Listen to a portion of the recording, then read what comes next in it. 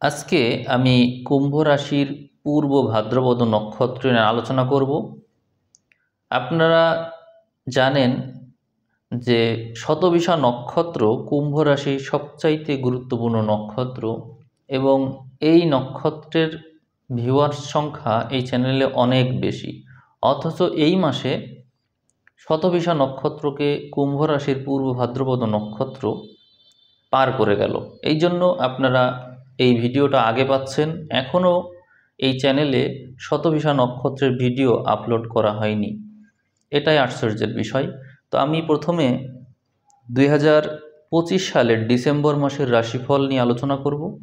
এরপরে 2026 সালের সামগ্রিক রাশিফল সম্পর্কে আলোচনা করব। ভিডিও একটু বড় হবে, অন্তত 20 মিনিট তো হবেই, সেক্ষেত্রে আপনাদের ধৈর্য ধারণ করা প্রয়োজন হবে। প্রথমেই আমি ডিসেম্বর মাসে চলে আসি। এখানে আপনাদের রাশিতে রাহু বসে আছে। আচ্ছা, রাশির বিষয়ে একটা কথা বলা দরকার। অনেকেই রাশির বিষয়ে যে বিষয়টা ভুল বোঝে সেটা হচ্ছে পাশ্চাত্য মতের রাশি, যেটা আমরা যে রাশিটা বলি এই রাশি আর ওই রাশি কিন্তু এক না। কারণ পাশ্চাত্য মতের রাশি দেখা হয় রবি সাপেক্ষে। এটা আপনারা মনে রাখবেন যে আপনারা অনেক সময় চ্যাট জিপিটিতে দেখেন যে রাশি কি, পরে এই রাশির সাথে আপনাদের মেলে না, আপনারা তখন ভুল ভাবেন। এটা আমি কয়েকজনের সাথে কথা বলে পেয়েছি, তারা বলেছে এরকম, এই জন্য আপনাদের জানালাম।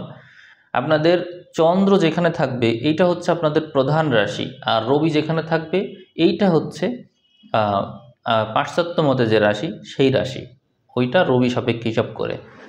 আচ্ছা, তো আপনাদের লগ্নে বা রাশিতে, লগ্ন যদি এখানে থাকে তাহলেও কিন্তু হিসাবটা মিলবে, এই জন্য লগ্ন বা রাশি বলছি। যাদের ফাল্গুন মাসের জন্ম, অর্থাৎ রবি এখানে আছে, তাদের রাহু বর্তমানে রাহু দ্বারা ওই রবি জর্জরিত আছে, এই কারণে আপনাদের সময়টা অতটা ভালো যাচ্ছে না। কিন্তু যাদের চন্দ্র এখানে আছে তাদের তো রাশি, আমি কথা বলছি সেই চন্দ্রের বিষয় নিয়ে। ডিসেম্বর মাসে রাহু এই রাশির কাছাকাছি থাকবে, যার কারণে আপনার মধ্যে অস্থিরতা, মানসিক অস্থিরতা দেখা যাবে। তো এইটা শুধু ডিসেম্বরে না, এর আগেও এরকম চলে আসছে। 2026 সাল এইভাবেই চলবে। 2026 সালের একেবারে শেষের দিকে রাহু এখান থেকে বের হয়ে যাবে, আপনারা এই কি বলবো, অভিশপ্ত জীবন থেকে মুক্তি পাবেন। রাহু চন্দ্রের সাথে থাকা কখনোই ভালো কোনো সিগন্যাল না। আপনারা দেখবেন যাদের যাদের, আমি তো আমার দীর্ঘদিনের অভিজ্ঞতা আছে, আমি সেখান থেকে আপনাকে বলছি, অ্যাস্ট্রোলজি বিশ্বাস আপনি নাই করতে পারেন, কিন্তু রাহু আর চন্দ্র একত্রে আছে, তার জীবন স্মুথ, কোনো কোনো তার জীবনে কোনো ঝামেলা নেই, এটা হতেই পারে না। অ্যাস্ট্রোলজি ভুল, আমি মানলাম অ্যাস্ট্রোলজি ভুল, তারপরও আপনি র্যান্ডম কোনো ব্যক্তির হরস্কোপ নেবেন, তার হরস্কোপে রাহু চন্দ্র একত্র পেয়ে যাবেন, আপনি দেখবেন তার জীবন শুধু যন্ত্রণাময়। এটাই হয়ে থাকে তার সাথে। অ্যাস্ট্রোলজিকে ব্যক্তি ভুল বলতেই পারে, কিন্তু এই ঘটনা তার সাথে অবশ্যই ঘটে। কারণ এটা কতটা সত্য এটা তো মানুষ জানে না, যার জন্য এটাকে ভুল বলে থাকে। তো আমরা এখন আপনার জীবনের যে পার্ট, অর্থাৎ রাহুর যে প্রভাব, আমি কেন রাহুর প্রভাবকে গুরুত্ব দিচ্ছি এটা একটু বলি। দেখেন, আপনার মূল নক্ষত্রের অধিপতিকে বৃহস্পতি, রাহু আছে কোথায়? এই চন্দ্রের সাথে আপনার জন্মদশা ছিল বৃহস্পতির দশা, আর রাহু আছে এই ডিসেম্বরে নিজের নক্ষত্রে। তাহলে এই রাহু নিজের নক্ষত্রে আর চন্দ্র বৃহস্পতির নক্ষত্রে, তাহলে গুরু চণ্ডাল যোগের যে সম্ভাবনা তৈরি হলো এখানে, সেটিই কিন্তু এখানে বাস্তবায়ন হচ্ছে। এবং মাসের শুরুতে বৃহস্পতি বক্রী হয়ে কর্কটে অবস্থান করবে, ফলে এই ক্ষেত্র থেকে, অর্থাৎ এই কুম্ভের ঘর থেকে এই বৃহস্পতি তুঙ্গী অবস্থায় থাকলেও সে ষষ্ঠে অবস্থান করবে, ফলে আপনার জীবনে সংগ্রাম সংঘর্ষের মাত্রা বৃদ্ধি পেতে দেখা যায়। এরপরে 7 তারিখের দিকে গেলেই আবার দেখছি বৃহস্পতি পঞ্চমে চলে গেল। তো এটা পঞ্চমে গেল বটে, কিন্তু বেশি দিনের জন্য না, আবার চলে আসবে সামনে, আমি আপনাদের সামনেই বলবো। তো যাই হোক, বৃহস্পতি যে ষষ্ঠে থাকছে ডিসেম্বর মাসে শুরুর দিকে, এইটা নভেম্বরের দিকেও কিন্তু এরকমই ছিল। তো আপনারা এক্সপিরিয়েন্সড অলরেডি হয়েছেন যে বৃহস্পতি দ্বিতীয়পতি এবং এখানে একাদশপতি হিসাবে মানে সম্পদ সংক্রান্ত সকল বিষয় নিয়ে কাজ করছে। সে ষষ্ঠে থাকার কারণে আপনাদের ঋণ নেওয়ার মাত্রা বেড়ে যাবে। আপনারা কিছু কিছু বিষয় আমার কাছ থেকে একেবারে টোটালি চ্যালেঞ্জ করে বলতে পারি এরকম কথাও পাবেন। যেমন আমি এই কথাটা বললাম যে আপনাদের ঋণ ধার এই সমস্তের সাথে সংশ্লিষ্টতা বাড়বে। কেন বাড়বে? কারণ আপনাদের এই প্রাপ্তি যোগের অধিপতি বৃহস্পতি সে তুঙ্গি অবস্থায় আছে বটে, কিন্তু ষষ্ঠে। এই জন্যই কথা বললাম। তাহলে আপনারা এই ধার দেনা করে কি বের হতে পারবেন এই সিচুয়েশন থেকে? পারবেন এবং এই কারণেই বৃহস্পতি তুঙ্গি অবস্থায় আছে এবং এর থেকে বৃহস্পতি যখন পঞ্চমে যাচ্ছে তখন আপনার বিদ্যা বুদ্ধি আপনার যে মস্তিষ্কের প্রয়োগ এটা ঘটছে, ফলে আপনি এই সমস্যা থেকে মুক্ত হতে পারছেন। এটা আপনার সৌভাগ্য যে পঞ্চম এবং ষষ্ঠে বৃহস্পতির যাতায়াত এই সিচুয়েশনকে আপনার জীবন থেকে মুক্ত করতে সহায়তা করবে। বৃহস্পতির পঞ্চমে যাতায়াত কিন্তু আপনার জন্য শুভ, কারণ এ যখন পঞ্চমে যাচ্ছে তখন এখান থেকে একাদশ ঘরকে দৃষ্টি দিতে পারছে এবং পঞ্চমে থাকাকালীন সে রাশিকেও দেখছে। এটা আপনার জন্য সৌভাগ্য বয়ে আনবে। আমরা বৃহস্পতিকেই প্রতি ক্ষেত্রে 2026 সাল পর্যন্ত সবসময় নজরে রাখবো, কারণ এটা হচ্ছে আপনার মূল নক্ষত্র অধিপতি। এরপরে আপনার রাশির অধিপতি হচ্ছে শনি, সে সম্পদের ঘরে বসে আছে। এই জন্য এইটাও চ্যালেঞ্জ করে বলা যায় যে 2025 সাল এবং 2026 সাল আপনার একমাত্র মোটিভ থাকবে সম্পদ অর্জন করা। সম্পদ অর্জন করার মূল মোটিভ হওয়ার কারণ হচ্ছে এই সময়ে আপনার মধ্যে এমন কোনো কিছু প্রবেশ করবে যার কারণে আপনার এই মূল মন্ত্রই হয়ে উঠবে সম্পদ। জীবনে কিছু করতে হবে, অর্থ রোজগার করতে হবে, টাকা ছাড়া আপনি আর বিশেষ কিছু চেনেন না, এরকম আপনি হয়ে উঠবেন এবং আপনার মধ্যে প্রচণ্ড মাত্রায় উচ্চাকাঙ্ক্ষা দেখা যাবে। এই তাড়না আপনার মধ্যে সৃষ্টি অবশ্যই হবে। আর এই তাড়না সৃষ্টির মূল কারণ কি? এখানে যে রাহু বসে আছে এইটা। আর জন্ম সময়ে যদি আপনার গ্রহ নক্ষত্রের অবস্থান এর বিপরীতে থাকে তাহলে এই রাহু আপনার জীবনে উদ্ভ্রান্তি বিভ্রান্তি নিয়ে আসবে, ফলে আপনি কোনো কিছুতেই ঠিকমতো মনোযোগ দিতে পারবেন না, এমনটা আপনার সাথে ঘটবে। এখানে দশম ঘরে গ্রহ নক্ষত্রের অবস্থান রয়েছে এবং ঘরটা অত্যন্ত বলবান হওয়ার কারণে ডিসেম্বরের শুরুতেই আপনার চাকরি বাকরির যোগটা অত্যন্ত শুভ দেখায়, কর্মযোগ অত্যন্ত শুভ দেখায়। এই দিক দিয়ে আপনি মানে অত্যন্ত সৌভাগ্যবান, কারণ নবম ঘর দশম ঘরে গ্রহ আছে। আর ডিসেম্বরের 7 তারিখে আপনার দশম ঘরে 4টা গ্রহ থাকছে এবং সেখানে এই ঘরের অধিপতি বৃশ্চিকের অধিপতি মঙ্গলও থাকছে। ডিসেম্বরের 13 তারিখেও সেখানে গ্রহ আছে। আমরা যদি ডিসেম্বরের 19 তারিখে যাই সেখানেও 3টা গ্রহ। তার মানে আস্তে আস্তে এই গ্রহর সংখ্যা এখান থেকে কমছে বটে, কিন্তু গ্রহ একেবারে শূন্য হয়ে যায়নি। ডিসেম্বরের একেবারে শেষ ভাগে গিয়ে একাদশে গ্রহ চলে গেল। তার মানে নবম দশম একাদশ এই 3 ঘরেই গ্রহ থাকছে ডিসেম্বরের দিকে, যা আপনার জন্য অত্যন্ত শুভ একটা সময়। এই জন্য আমি বলবো যদি আপনার লাইফ চেঞ্জ হয় তাহলে তা ডিসেম্বরেই হবে। আমার কথা আশা করি আপনি মনোযোগ দিয়ে শুনেছেন।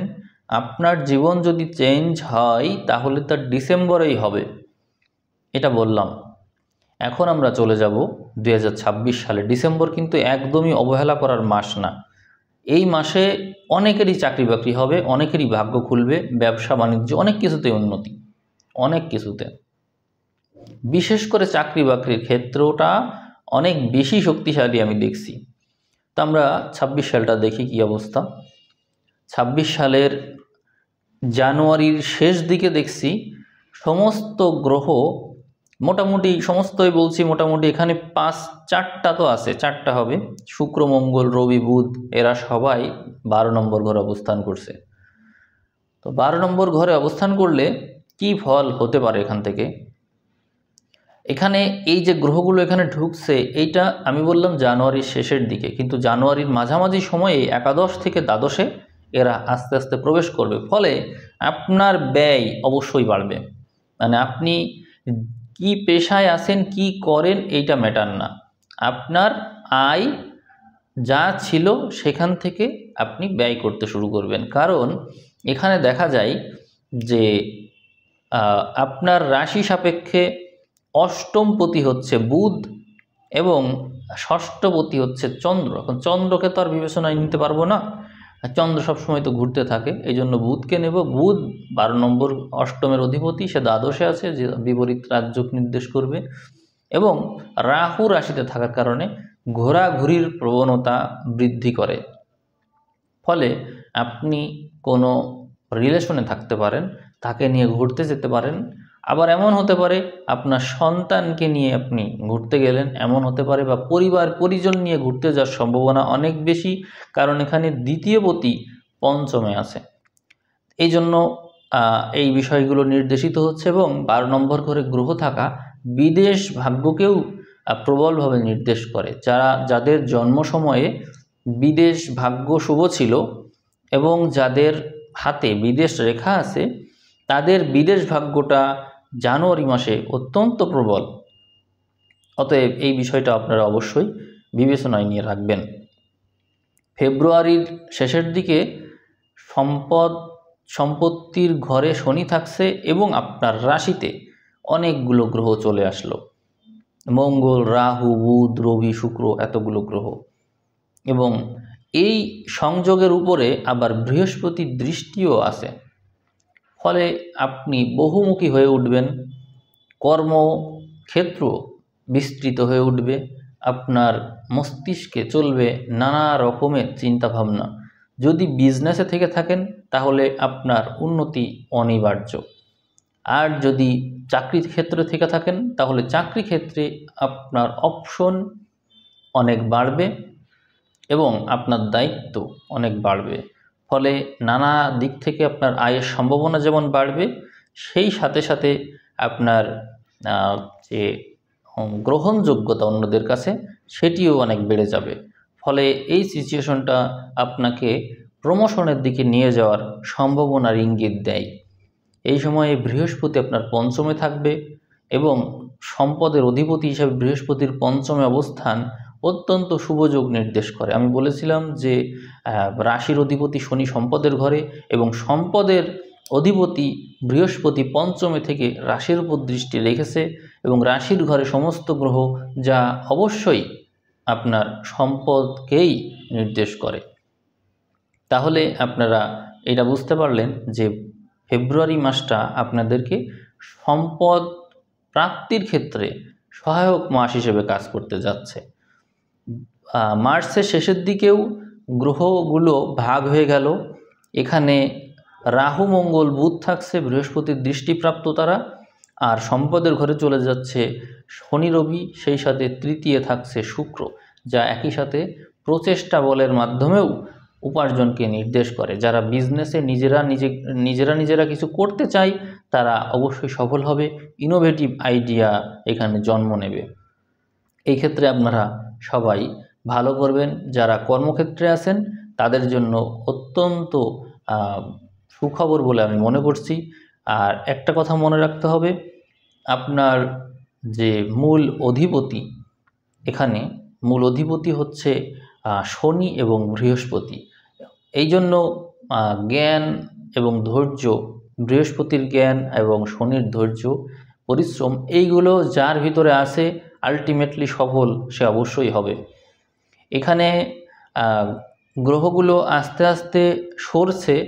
এপ্রিলের শেষের দিকে দেখছি রাহু আপনার রাশিতে থেকে গেল, সম্পদের ঘরে দুটো গ্রহ, প্রচেষ্টার ঘরে দুটো গ্রহ, গৃহের ঘরে শুক্র, নিজের ঘরে, প্রচেষ্টার ঘরে রবি, বুধ, এটা খুবই শুভ, এবং পঞ্চমে বৃহস্পতি, যা আবারও সৌভাগ্যকে ইঙ্গিত দেয়।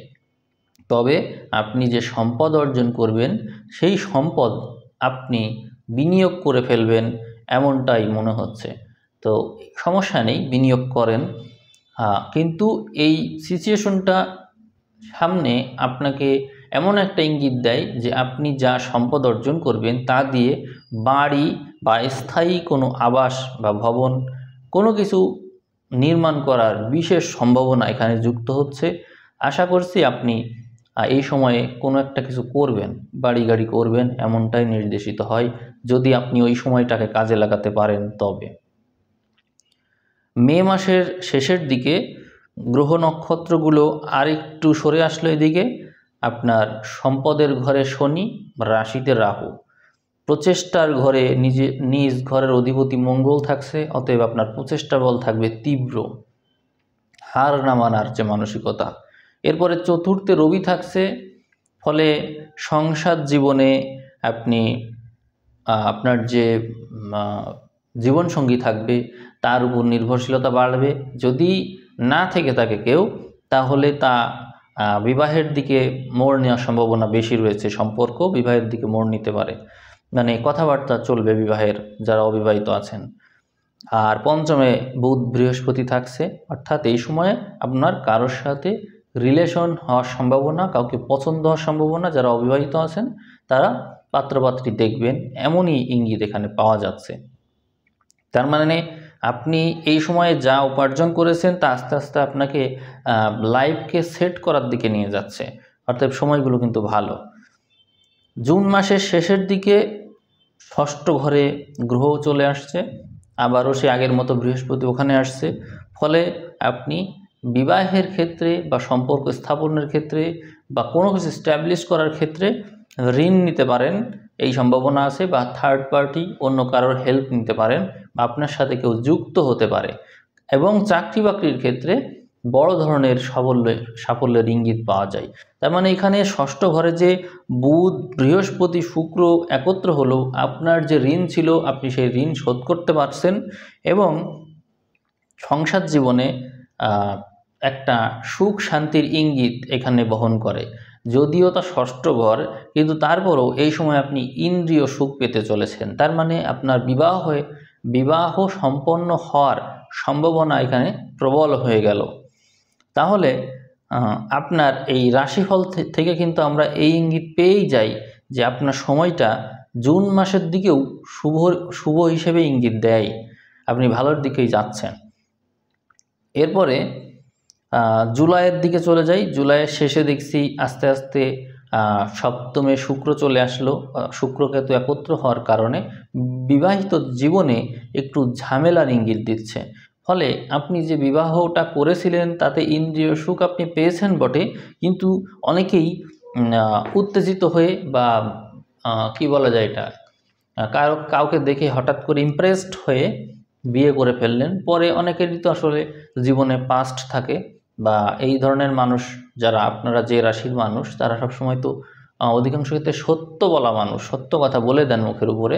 এই কারণে আপনার রিলেশনশিপ ওই সময়ে প্রভাবিত হবে, অর্থাৎ বিবাহের কিছুদিন পরেই, 1 মাস পরেই প্রভাবিত হবে। ফলে আপনাদের সম্পর্ক নিয়ে ঝামেলা সৃষ্টি হবে। এটা কিন্তু রয়েছে আপনাদের ভাগ্যে। আমি আবারও বলছি, জুলাই মাসের দিকে আপনাদের ভাগ্যে এই বিবাহ যারা করলেন তাদের এই পিছনের যে ইতিহাস সেগুলো উঠে আসবে এবং সম্পর্ক নিয়ে ঝামেলা শুরু হবে, এই ইঙ্গিত কিন্তু আছে। তো আপনারা এই বিষয়ে সাবধান থাকবেন। আর আরেকটা বিষয় হলো, আপনারা যদি বিজনেসে ভালো করতে চান তাহলে সবচেয়ে ভালো এই সময়টা। আরেকটা বিষয়, এই যে এই বিজনেসটা প্রসাধনী বিষয়ে যারা আছে, অলংকার বিষয়ে যারা আছে, তারা বেশি বিজনেসে সাফল্য লাভ করতে পারবে এই সময়, এই জুলাইয়ের দিকে। আর চাকরি ভাগ্য বরাবরের মতোই ভালো থাকছে।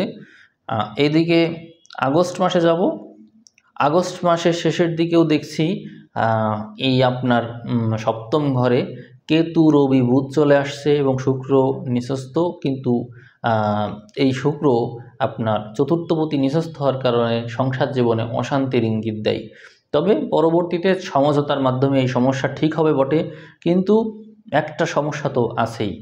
তো আপনি চেষ্টা করবেন এই বিবাহ করার আগে অবশ্যই হরোস্কোপ অ্যানালাইসিস করে নেওয়ার, যার সাথে বিবাহ করতে চলেছেন তার জীবনকে জেনে নেওয়ার, সে মানুষ হিসেবে আসলে কেমন। আবেগে পড়ে বিয়ে করলে এই ধরনের সিচুয়েশন সামনে ঘটতে চলেছে। সেপ্টেম্বর মাসের শেষের দিকে বৃহস্পতি এবং মঙ্গল এখানে থাকছে এই কর্কটে, বৃহস্পতি এখানে তুঙ্গি হচ্ছে, মঙ্গল নিচস্থ হচ্ছে, শুক্র এবং বুধ নবমে থাকছে। ফলে আপনার জীবনে যে সমস্যাগুলো ছিল তা আস্তে আস্তে মোকাবেলা করার মতন সামর্থ্য আপনার তৈরি হচ্ছে এবং সপ্তমপতি অষ্টমে আসার কারণে জীবনসঙ্গীর সাথে বিচ্ছেদ হওয়ার প্রবল সম্ভাবনাও দেখা যায়। ফলে আপনাকে মনে রাখতে হবে যে সম্পর্ক এমন মানুষের সাথে করব না হঠাৎ করেই যে সম্পর্ক শুরু হতেও সময় লাগলো না, শেষ হতেও সময় লাগলো না, এখানে কিন্তু বিচ্ছেদের প্রবল সম্ভাবনা দেখায়। অর্থাৎ হঠাৎ করেই বিয়ে, হঠাৎ করেই ভেঙে গেল। আপনারা অবশ্যই বিয়ের আগে যদি এরকম সময় বিয়ে করেন এই বছরের মাঝামাঝি সময়, তাহলে অবশ্যই সাবধানতা অবলম্বন করবেন, এটা বারবারই বলছি। এদিকে অক্টোবরের শেষের দিকে নবম ঘরে গ্রহের সংখ্যা বাড়বে। আপনার জীবনের যে আপনার যে ভাগ্যক্ষেত্র এর আগে প্রভাবিত হয়েছিল সেটা আস্তে আস্তে তার জায়গায় ফিরে আসছে এবং আপনি যে ঋণের ভিতরে ছিলেন সেইটার প্রেশার আপনার ভিতরে কাজ করতে শুরু করবে। ফলে আপনি আস্তে আস্তে ওই বিষয়গুলো থেকে বের হওয়ার জন্য নিজের কর্মে আবার আগের মতন মনোযোগী হয়ে ওঠার চেষ্টা করবেন। আস্তে আস্তে আপনি এদিকে বের হয়ে আসবেন। অর্থাৎ সেপ্টেম্বর অক্টোবরের দিকে আপনার ভিতরে যে জড়তা আছে সেটা কাটিয়ে সামনের দিকে যাওয়ার যে সময় সেটিকেই নির্দেশ করে মূলত। এরপরে নভেম্বরের দিকেই আমি দেখছি যে আপনি আস্তে আস্তে এই সমস্যাগুলো কাটিয়ে উঠছেন এবং আপনার কর্মঘরে অলরেডি প্রবেশ করলো রবি। কর্মঘরে রবি আসলে মানুষের বল অনেক বেড়ে যায়, ফলে আপনি কর্মক্ষেত্রে আস্তে আস্তে ভালো করা শুরু করবেন। নবম ঘর দশম ঘরে গ্রহ আছে, অতএব আপনার বিবাহিত জীবনে যে সমস্যাটা ছিল অনেকের ক্ষেত্রেই তার সমাধানের দিকে চলে যাবে, কারণ ওখানে বৃহস্পতি মঙ্গল আসছে। মানে সমাধানটা কিভাবে হবে? আলোচনা সাপেক্ষে একটা সিদ্ধান্তে আসবে পরিবার পরিজন যে কি সিদ্ধান্ত নেওয়া যায়। অনেকের সমস্যার সমাধান হবে, হওয়ার পরে তারা কর্মক্ষেত্রে ভালো করা শুরু করবে। আবার অনেকেরটা সমাধান হবে না, একেবারে ভেঙে যাবে। ভেঙে যাওয়ার পরও লাইফ আস্তে আস্তে আবার সেট হয়ে যাবে পরবর্তীতে। তার মানে দেখাই এখানে যে আপনার নভেম্বর মাসে আস্তে আস্তে সমস্যা থেকে বের হয়ে আপনি সমাধানের দিকে গেলেন এবং যারা বিজনেস ক্ষেত্রে আছে তার বিজনেসে যথেষ্ট ভালো করে দেখাবে এই সময়ে, কারণ এই সময়ে প্রাপ্তি যোগের অধিপতি সপ্তম অবস্থান করবে মঙ্গলের সাথে, এটা অত্যন্ত শুভ। তো আপনাদের জীবনে যারা বিজনেস করছেন তারা এই 26 সালে যথেষ্ট লাভবান হবে বলে আমি মনে করছি। আর ডিসেম্বরের শেষের দিকে আপনার একাদশ ঘরে রবি বুধ থাকছে এবং রাহু কেতু অক্ষ পরিবর্তন করছে। ডিসেম্বরটা যুগান্তকারী ইতিহাস সৃষ্টি করছে মূলত আপনার এই রাশির জন্য, কারণ রাশি থেকে রাহু কেতু সরে গেলেই দোষ মুক্তি সম্ভব হয় এবং মঙ্গল বৃহস্পতি সপ্তমে থাকছে, অর্থাৎ যার যত দোষ ছিল সেটা কিন্তু কেটে যাচ্ছে। আপনার জীবনসঙ্গীর যে দোষগুলো ছিল সেগুলো কেটে যাচ্ছে, সেই হয়ে উঠছে ধৈর্যশীল, অনেক কিছু নানান কিছু হয়ে উঠছে। আমার বিশেষ পরামর্শ যদি আপনারা নেন তাহলে আমি বলবো আপনারা একটু কষ্ট করে একটু দেরি করবেন বিয়ের ক্ষেত্রে।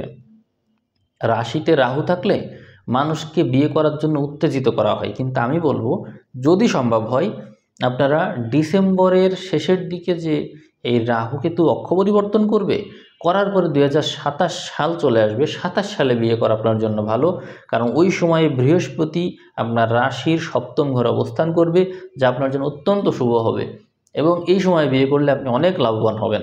এটাই আমার বিশেষ পরামর্শ। আর কর্মক্ষেত্রে এবং ব্যবসা ক্ষেত্রে আপনাদের যথেষ্ট উন্নতি রয়েছে। এই মাসটা অন্যান্য দিক দিয়ে ভালো হলেও, এই বছরটা অন্যান্য দিক দিয়ে ভালো হলেও বিবাহের ক্ষেত্রে খুব বেশি শুভ মাস এটা না। সম্পর্ক গড়বে কিন্তু সেই সম্পর্ক আবার ভেঙেও যাবে, অর্থাৎ এটা প্রেমের জন্য শুভ মাস হতে পারে। প্রেম হয়ে সেই প্রেম বিবাহের দিকে গেল, তার জন্য শুভ মাস হতে পারে, কিন্তু স্থায়ী সম্পর্কের জন্য এটি শুভ মাস না।